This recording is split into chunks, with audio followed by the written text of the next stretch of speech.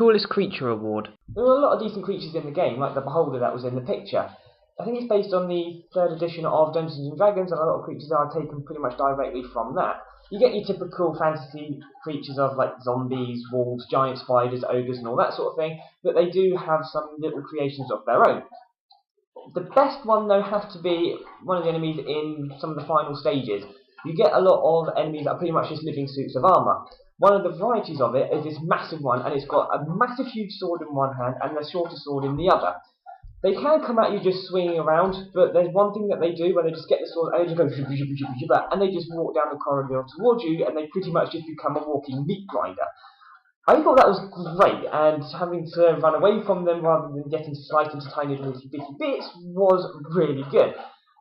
There are a couple of other creatures which could probably have taken it, but in my opinion, those ones were the best.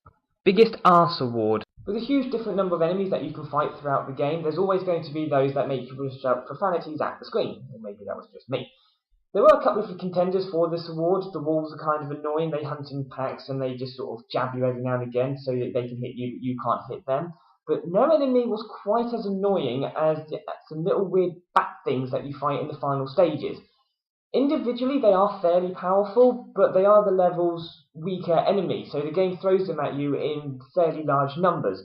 Having to fight one isn't too bad, but getting caught by two, you are screwed, and if you get any more than that, then you might as well just load the game right there and then.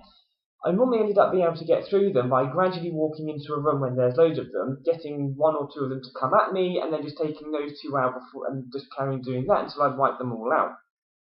They can attack rather quickly. They all just swarm at you and just jab at you with their little wing things, and they do pretty good damage as well. But because you fight so many of them at one time, you can pretty much go from full health to dead in about half a second.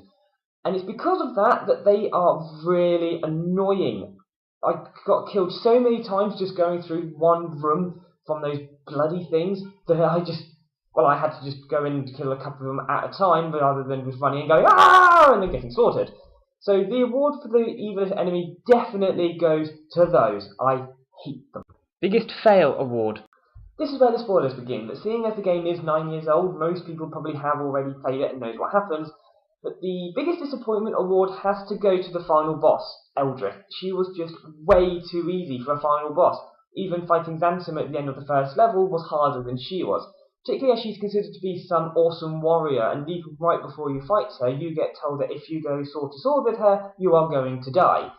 Granted, the first time I fought her, she did kill me, but that's because she throws her sword like a boomerang, and I wasn't expecting that, and I pretty much got killed in about 3 hits.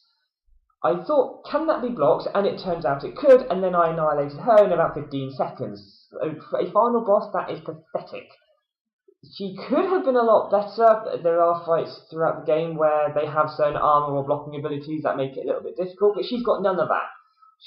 She does seem to go through sort of stages where she sort of grows as she gets defeated, and if you're close to her when she's doing her growing bit, you do get zapped by electricity, but the range on it isn't even that good, and you can easily run away after taking 1, maybe 2 hits of about 6 damage, and then be absolutely fine.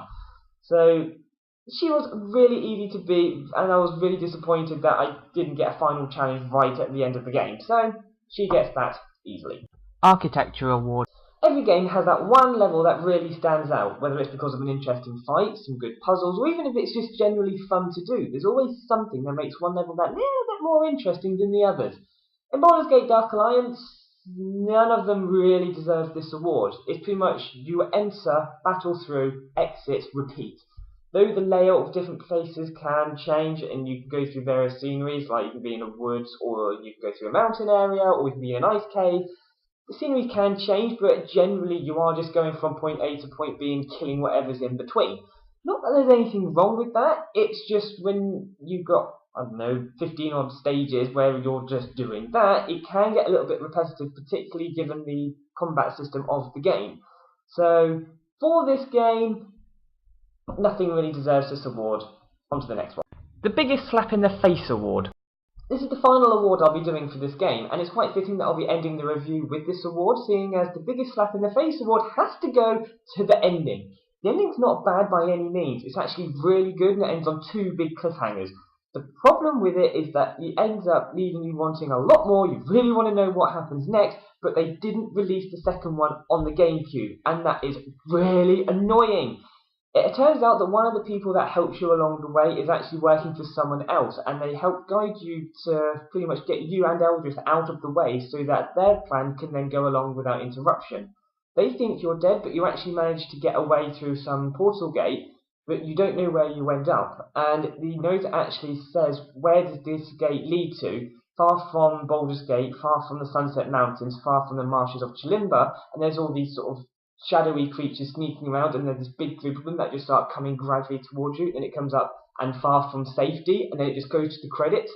It's so annoying that I don't know what happened next. I really want to play the second one, and it's such a big slap in the face that I can't because it's not on the GameCube and I don't have a PlayStation.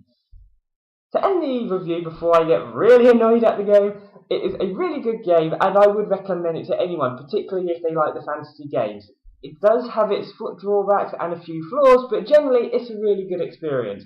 You can do the main game with 2 people, which I've not actually done. I think I did it a number of years ago with someone, but we only did sort of the first 10-15 minutes of the game.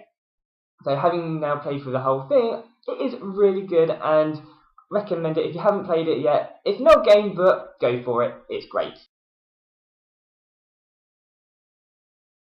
On a slightly side note, if you have any comments, suggestions, requests or questions, by all means post them down there, but the best way will be to email me at that address, judgmentreviews@btinternet.com. It doesn't have to be about the reviews, it can be random stuff like how far away is the moon or what's my favourite part of a full English breakfast.